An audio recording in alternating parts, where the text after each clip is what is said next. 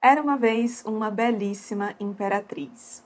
Em meados do século XIX, ela encantou não somente o seu reinado, mas toda a Europa com sua beleza. Seu nome, Isabel da Áustria, mais conhecida como Sissi. Ela tinha um cabelo enorme que diziam tocar o chão.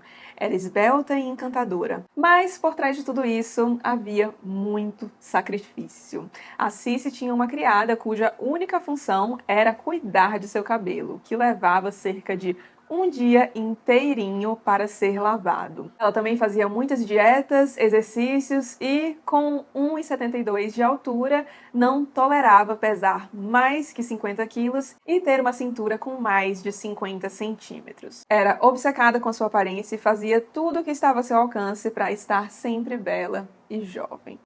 Parece familiar?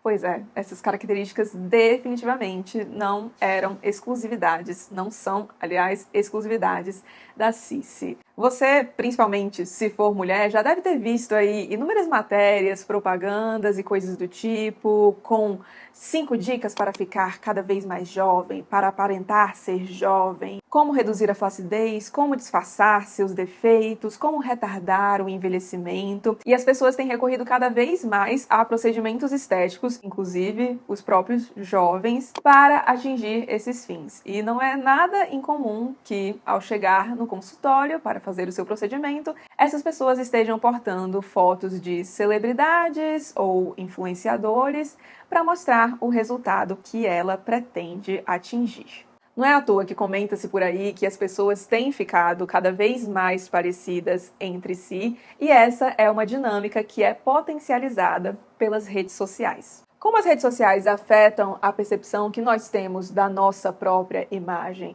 Como os padrões de beleza são reforçados não somente pelas redes sociais, mas também pela mídia? Como o papel da beleza e a nossa própria relação com ela mudou ao longo dos tempos e, principalmente, como essa dinâmica se dá hoje na contemporaneidade?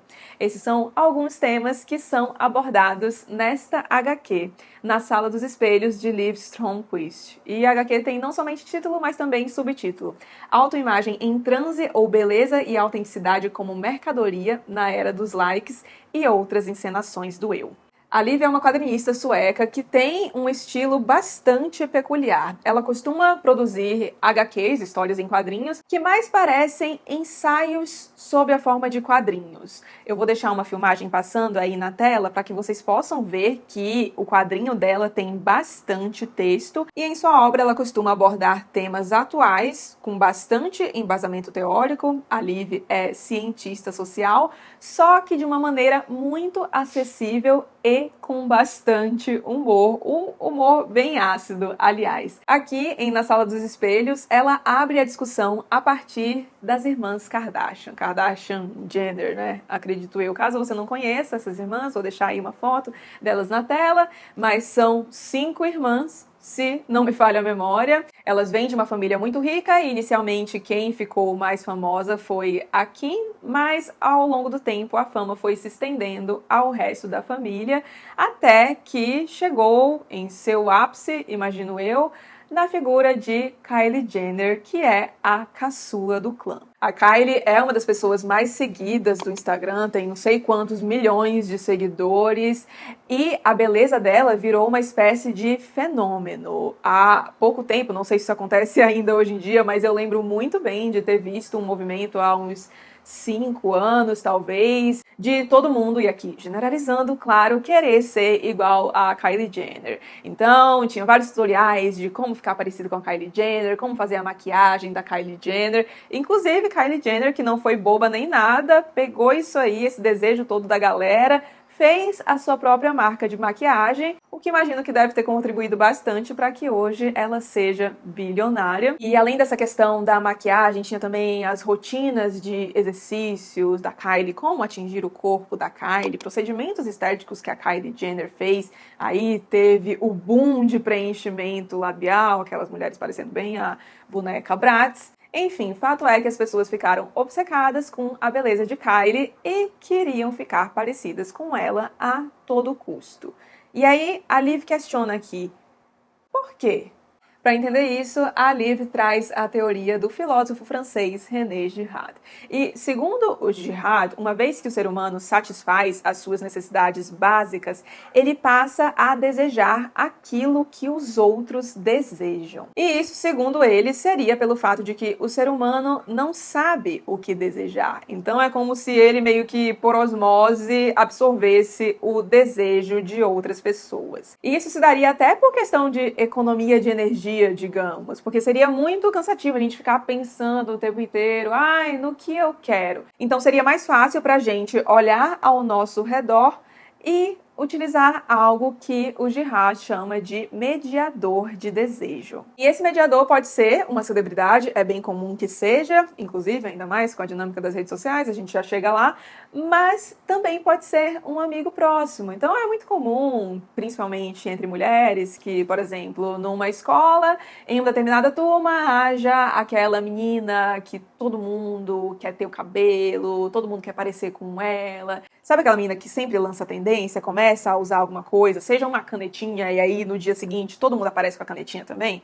Pois é, essa menina seria uma mediadora de desejo e é o que acontece com a Kylie Jenner. A Kylie Jenner, acredito que foi uma das maiores mediadoras do desejo dos últimos tempos e o que acontece é que as pessoas foram convencidas de que a Kylie Jenner, parecer com a Kylie Jenner, implicaria um certo status, implicaria atribuições de alguns elementos como sensualidade, algo que é muito desejado nos dias de hoje, e aí a Kylie Jenner acaba virando essa mediadora que dita o desejo das pessoas.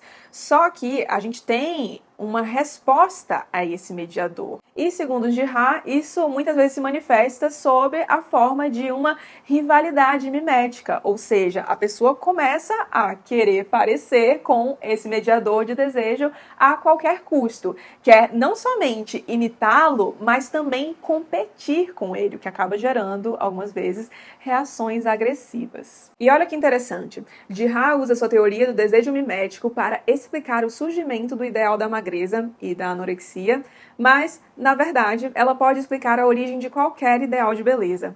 Para Girard, a anorexia e a imposição da magreza são o resultado extremo de uma rivalidade mimética que ocorre não apenas entre duas pessoas, mas numa escala que envolve toda a sociedade. Mas nem só de Kylie Jenner vive na sala dos espelhos. A Liv aborda uma variedade de exemplos que vai desde as irmãs Kardashian Jenner até mesmo a Bíblia. Ela se utiliza do exemplo de Jacó e as irmãs Lia e Raquel para falar sobre a relação entre beleza e a probabilidade de você conseguir encontrar o seu amor, conseguir se casar. Fazendo aqui um resuminho da história só para a gente ficar na mesma página.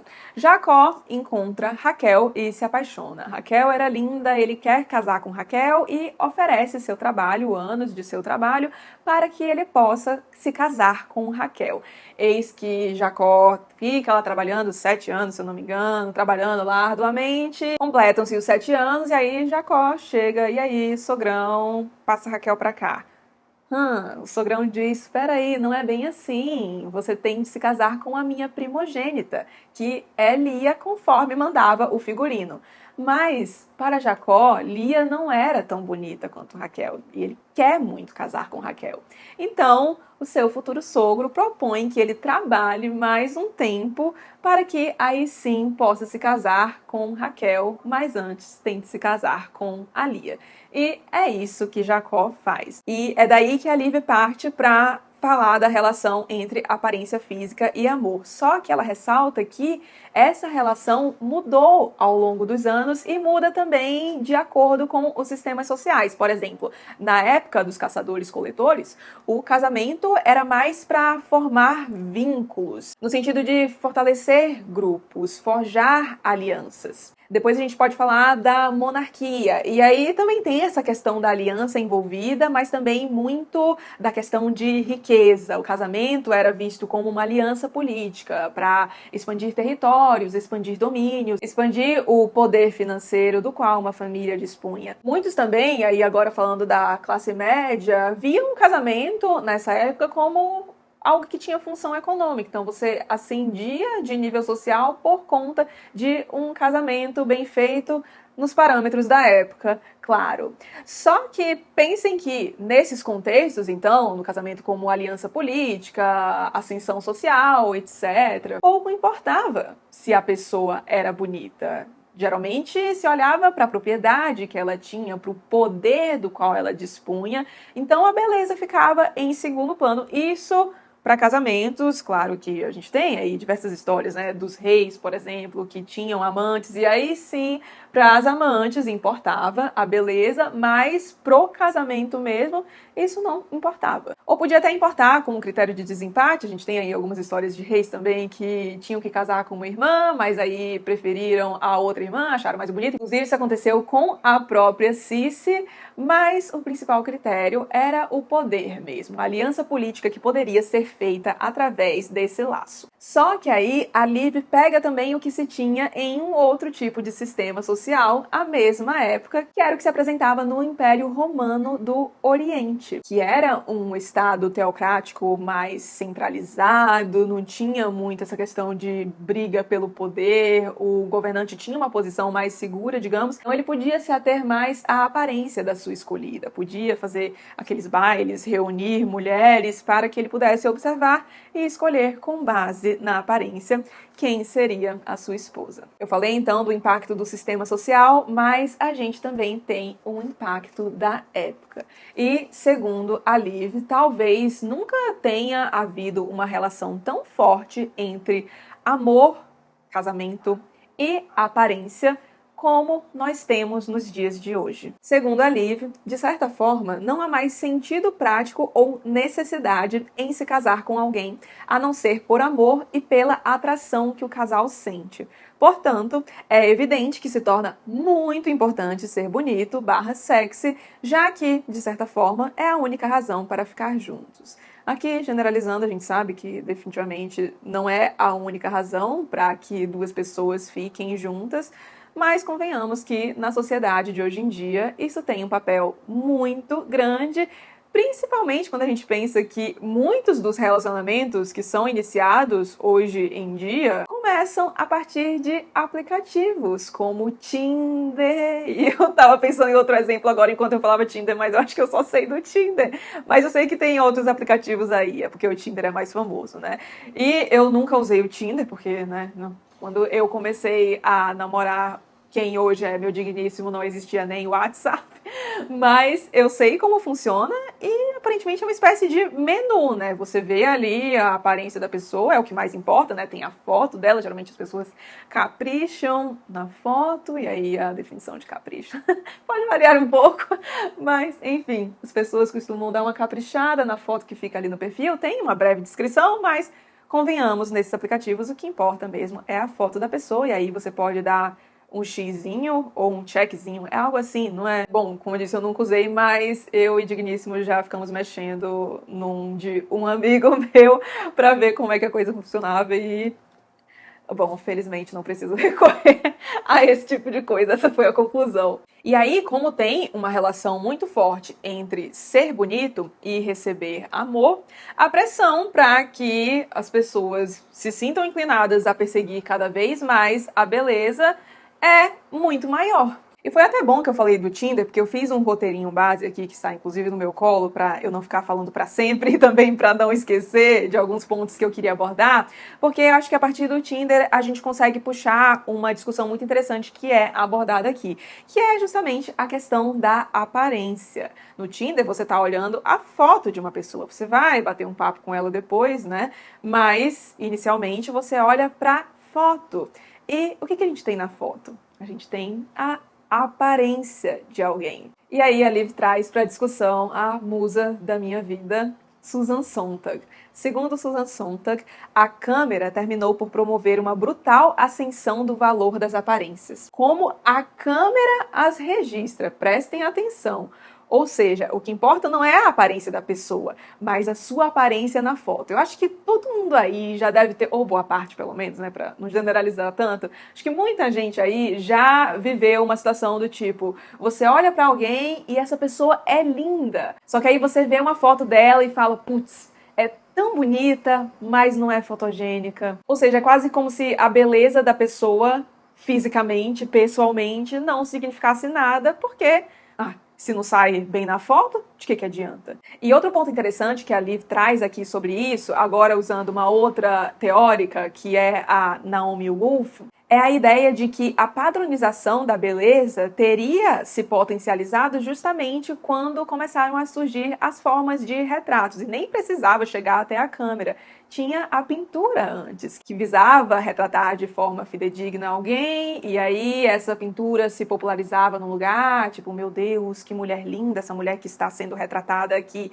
E aí aquele começava a ser uma espécie de ideal de beleza. A Liv até coloca aqui que talvez antes dessas pinturas, formas de retratar a imagem de alguém, talvez até houvesse um padrão de beleza, um ideal de beleza a ser atingido, mas ele era muito mais diverso, porque costumava funcionar num espectro menor. Então, digamos, você tem uma vila.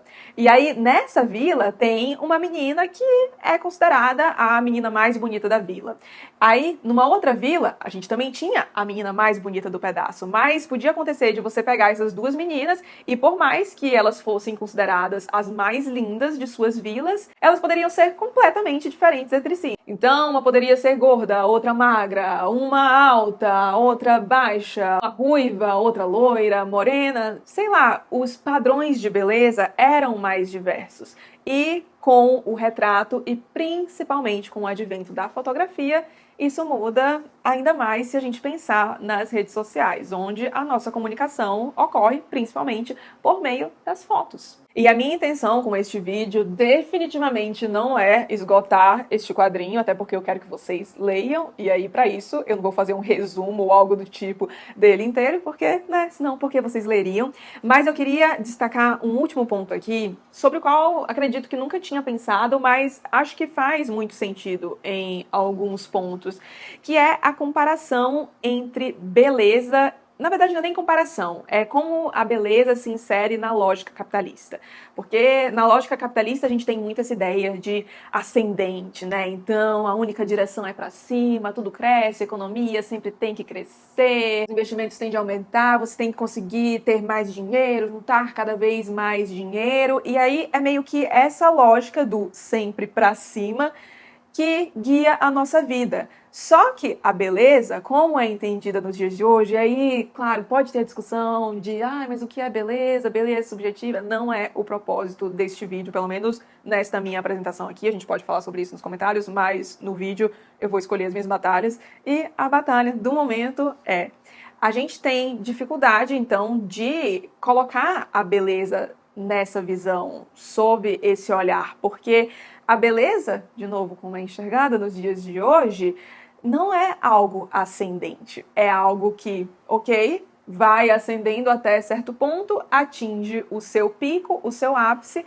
e depois, conforme a gente envelhece, vai sumindo. A beleza é efêmera. E não só ela é efêmera, como também, ao longo de muitos anos, a beleza foi vista como algo que era dado. Era quase como uma espécie de dádiva. Então, ou você nascia bonito ou você não nascia bonito. Não tinha muito o que fazer. Então, por exemplo, o menino nascia feio, aí ficava, ai meu Deus, o bichinho é feio, tem que focar em alguma outra coisa. Vai ser inteligente, vai trabalhar nisso, vai trabalhar em outra coisa. Só que, hoje em dia, a beleza é vista como algo disponível. A gente tem procedimentos estéticos aí que são capazes de mudar completamente a aparência de uma pessoa. Quantos casos aí você não conhece, já não ouviu falar da pessoa que era de um jeito e aí, sei lá, ficou famosa e virou outra pessoa. E uma pessoa que, aliás, se encaixa agora completamente nos padrões de beleza vigentes. Acho que todo mundo já ouviu falar de algo do tipo, não é? Então, hoje, a gente pode ficar nessa busca pela beleza. Enquanto há alguns anos não tinha como, hoje em dia tem. E aí a gente acaba nessa obsessão de, ai meu Deus, eu estou com uma espinha, isso aqui tem que sumir.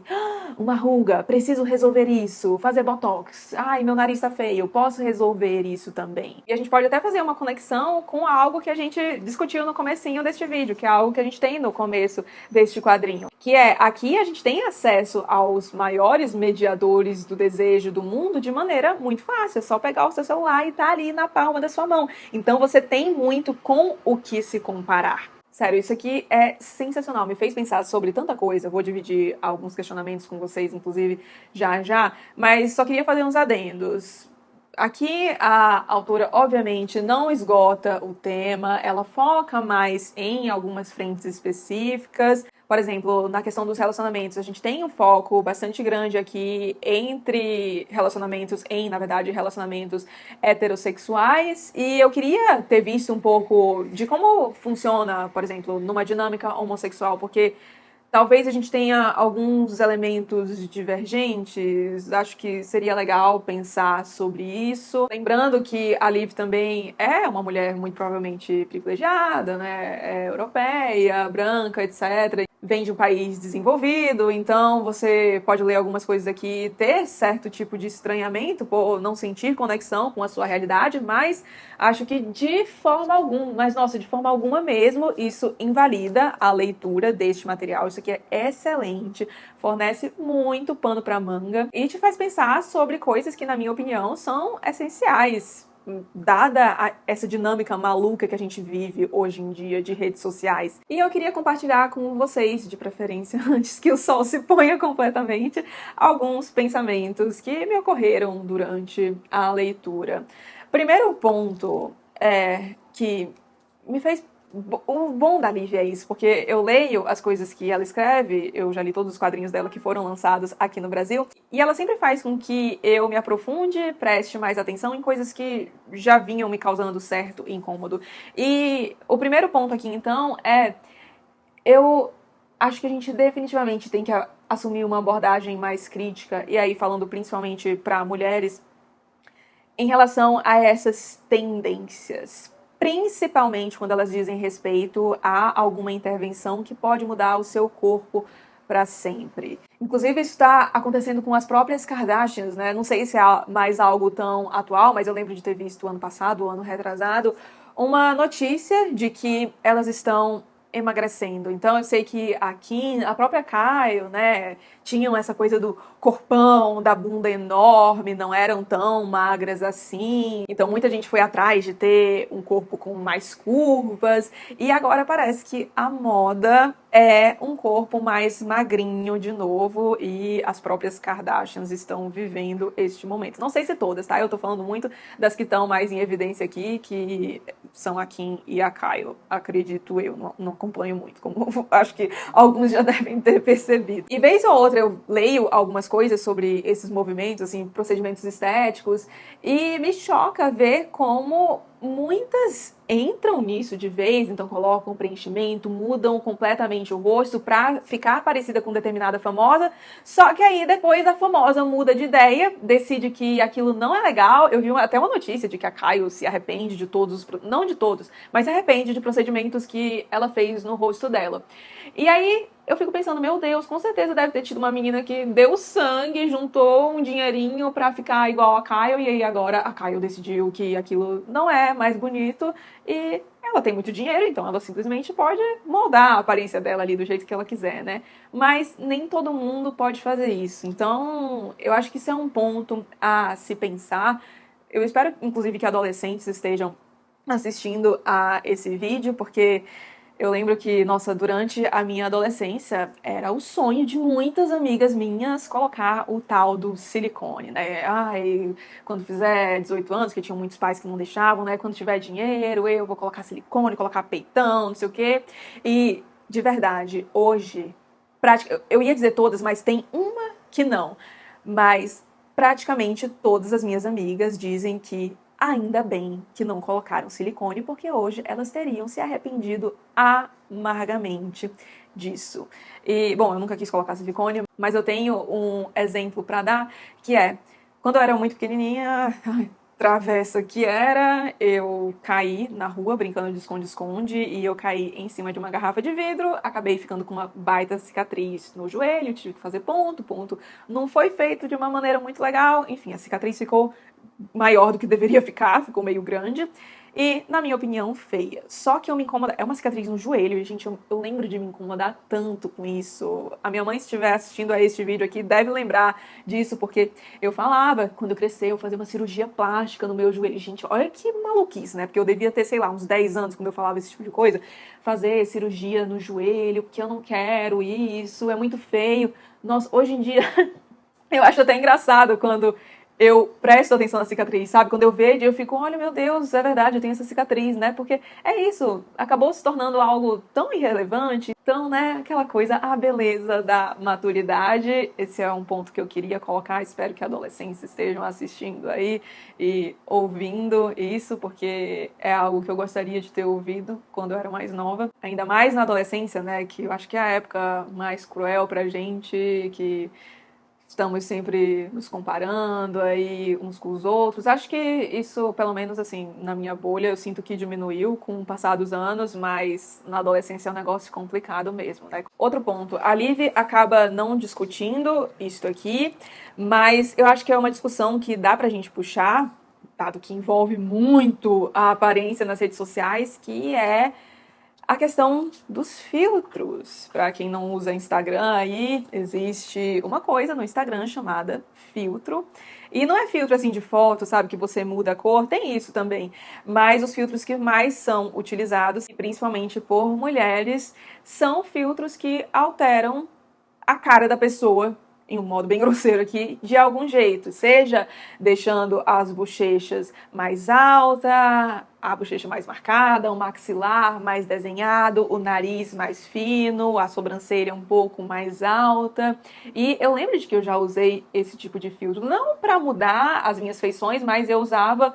Nossa, ai Jesus, dá até um negócio só de lembrar de como minha cara ficava com esses negócios, ainda bem que eu não uso mais hoje em dia, mas assim, que fica sempre com rímel, sempre com blushzinho, parece que você está sempre maquiada, sabe? Ou seja, parece que está sempre do jeito que você queria que você fosse, né? E eu acho isso tão prejudicial. Eu lembro, foi quando eu tive um clique assim, eu lembro que depois desse evento eu parei de usar filtro completamente, glória a Deus, que foi uma vez que eu fui comemorar, acho que foi meu aniversário, acho que foi no passado, no meu aniversário do ano passado, eu e o Digníssimo saímos, ano passado, ano retrasado, enfim, não importa. Saí aí há algum tempo com o Digníssimo para comemorar meu aniversário, e aí a gente foi tirar uma foto. Eu peguei meu celular e, gente, foi tão automático, eu nem vi o meu rosto direito, assim, como tava ao natural. Eu simplesmente já fui direto pro filtro. E aí o André ficou assustado com isso, sabe? Ele falou, nossa, você não consegue mais tirar fotos sem isso? Porque ele não queria ficar com o filtro, né? O filtro se aplicava a todo mundo que estava na foto. E aí naquele momento eu fiquei, meu Deus, é mesmo? Eu percebia que era isso, sabe? Eu abria, já via minha cara ali, eu já ia direto no filtro porque eu não queria me ver como eu era sem aquele filtro.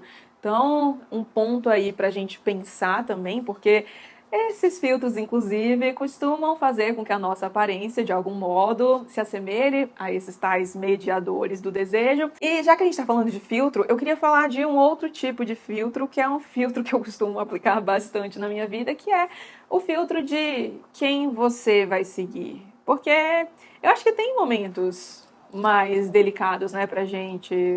Tá passando por um período difícil, alguma fraqueza, assim, em relação à autoestima, não tá se sentindo muito bem. Acho que todos nós vivemos esses dias. E aí eu acho que olhar para certas coisas pode ser um problema. E a minha postura, eu vejo muita gente, né, que fala, por exemplo, eu vi isso das Kardashians, aliás, que elas estavam emagrecendo e aí as pessoas foram falar mal no perfil delas, que elas estavam emagrecendo e que isso era horrível. A minha postura nunca é essa, tipo, ir criticar a pessoa.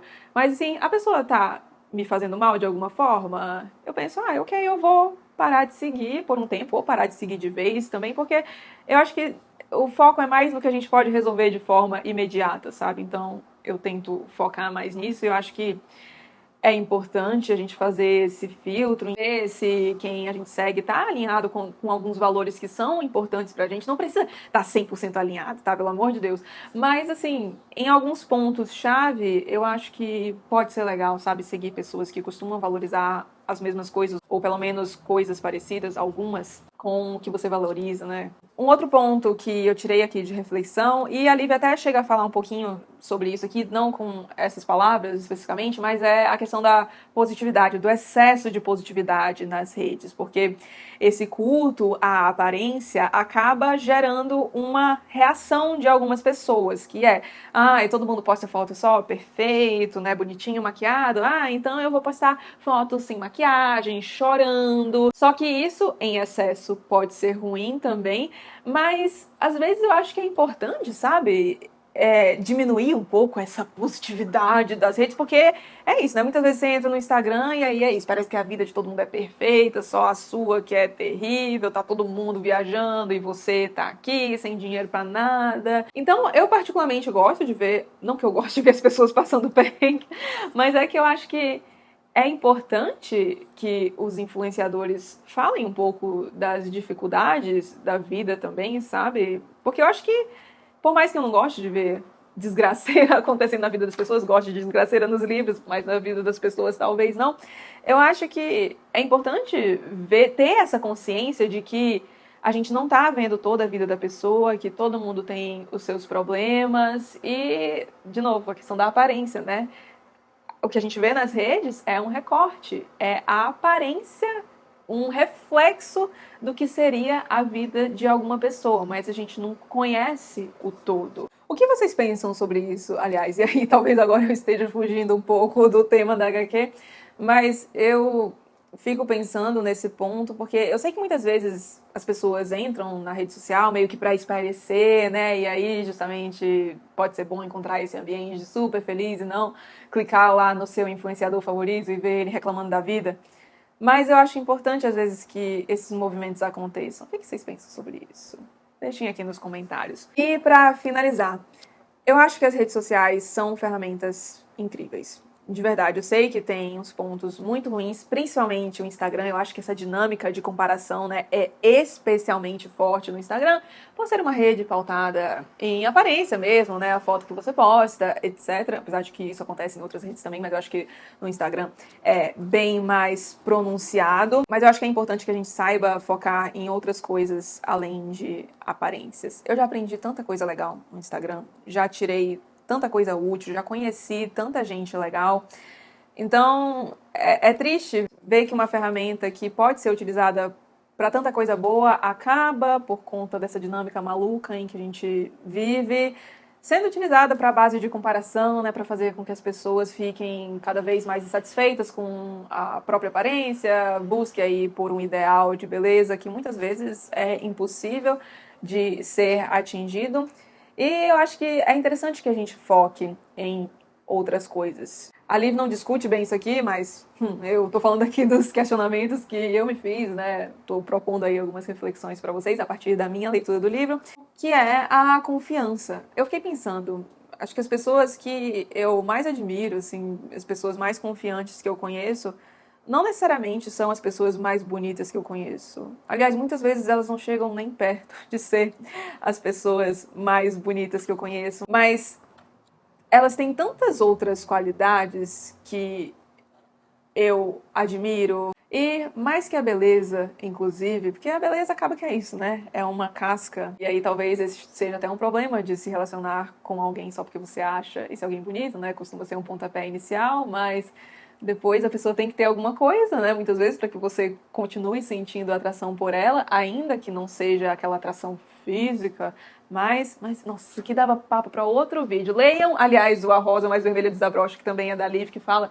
dessa questão do amor e do porquê as pessoas se apaixonam menos hoje em dia. É o meu quadrinho favorito dela, aliás. Mas enfim, acho que é importante também a gente focar em outras coisas, porque putz, tantas vezes a gente fica nisso, né? Ai, meu Deus, tem que ser mais bonito, tem que ficar assim, assim, assado, e deixa de focar em algumas outras coisas que é o que a gente leva dessa vida mesmo, porque, de novo, a beleza como a gente vê hoje, né, é uma coisa que vai sumir, é efêmera. E tem outros atributos que possibilitam que você deixe um legado que, inclusive, talvez não suma com o tempo. Então, uma estratégia minha, às vezes, é focar nisso, e eu digo isso também porque eu tô presente aqui na dinâmica das redes sociais, né? E, obviamente, eu me importo com a minha aparência nos meus vídeos. Eu gosto de estar bonita, tanto que eu muito raramente apareço aqui sem maquiagem. Em vlog isso acontece, mas assim, é vlog, mas quando eu faço um vídeo assim, por exemplo, este, eu me arrumei um pouquinho antes, passei um delineadorzinho, um rímel, um batonzinho pra ficar mais bonita. Eu acho que isso é importante, eu vejo como algo importante. Se você não vê, tudo bem, mas eu vejo. E eu não sei nem se eu devia compartilhar isso aqui, mas vamos lá. No começo do ano passado, eu tive um surto de acne que, nossa, eu não tive nem na minha adolescência. Sério, foi um negócio horroroso e dava pra ver na câmera. E eu lembro muito de, nossa, tá gravando um vídeo e me senti muito mal por conta daquilo, assim, porque eu via as minhas espinhas, não tinha o que fazer, eu podia passar base, podia passar corretivo em cima, dava pra ver porque elas eram enormes, doíam muito, etc. Enfim, foi um período horrível, mas eu continuei aqui fazendo os meus 2 vídeos por semana. Eu lembro de estar editando um vídeo específico em que essas espinhas estavam me saltando tanto aos olhos, só que aí eu fiz aquele movimento de, pera, você viu o que você gravou aqui? Porque é um vídeo que, modéstia à parte, eu achei que ficou muito bom, eu me esforcei muito no roteiro daquele vídeo. E aí eu vi que eu tava pensando em deixar de publicar aquele vídeo por causa da minha aparência naquele vídeo, sabe? Porque eu não estava satisfeito com a minha aparência, sendo que tinha tanta coisa ali além. E aí quando eu percebi isso, assim, você tá louca? E óbvio, é muito importante a gente olhar pro espelho, eu acredito, né? Olhar pro espelho e gostar daquilo que a gente vê. Mas eu acho que muitas vezes o espelho pode refletir mais do que apenas a nossa aparência, sabe? Eu acho que se a gente está muito seguro do que a gente tem além da nossa aparência, eu acho que faz muita diferença. Tanto que é isso, eu continuei publicando os meus vídeos aqui, apesar de ter gente comentando nos meus vídeos, porque assim, existem pessoas muito cruéis no mundo. As pessoas iam lá falar, ai, faz alguma coisa com essa cara, não sei o que, gente. Eu estou rindo, mas foi um período horroroso. Acho que essa é a primeira vez que eu falo sobre isso, inclusive. Hoje em dia, eu não me importo mais, tá? Se alguém falar de alguma espinha que eu tô, eu não tô nem aí, mas essa época foi, assim, bastante doloroso. Mas eu continuei fazendo o que eu tinha que fazer, porque é isso, eu tinha um compromisso com vocês e eu acho que o que eu tinha, além da minha aparência, importava mais do que a minha aparência, sabe? Então, nossa senhora, devo ter viajado um pouco agora nesse raciocínio, mas acho que é isso. Difícil neste mundo de hoje, mas acho que é importante a gente tentar não se ater tanto às aparências assim. Eu gosto de me importar com a minha aparência, mas eu acho que isso tem que ter limites. E, bom, chega de falatório, o vídeo já está enorme. Gente, será que algum dia neste canal eu vou conseguir fazer vídeo de novo? Abaixo de 40 minutos, os vídeos ultimamente estão bem longos, né? Mas acho que esta HQ merecia, a conversa poderia continuar aqui por horas e horas, aliás, porque, sério, a gente tem muito material aqui. E se vocês quiserem continuar a conversa, por favor, fiquem mais do que à vontade para fazer contrapontos, comentários, enfim, o que vocês quiserem aqui nos comentários deste vídeo. Se você tiver recomendações de leitura que vocês acham que possam ampliar o meu olhar sobre isso, por favor, também deixem aqui, eu vou adorar saber. A própria Liv coloca aqui, ó, tem uma lista de referências, vocês conseguem ver? Eu acho que agora vocês conseguem ver. Mas é a lista de acordo com o capítulo, com os teóricos que ela usa, então tem até umas coisas aqui que eu já anotei, já fui buscar, mas se vocês tiverem mais alguma recomendação sobre o tema, eu vou adorar saber. Se você gostou do vídeo, não esqueça de deixar um like e de se inscrever aqui no canal, caso não seja inscrito ainda. E se tiver preconceito com quadrinhos, mas tiver se interessado pelo que a Liv fala aqui, não deixa de comprar não, dá essa chance, vale muito a pena. Um beijo pra vocês e até os próximos vídeos.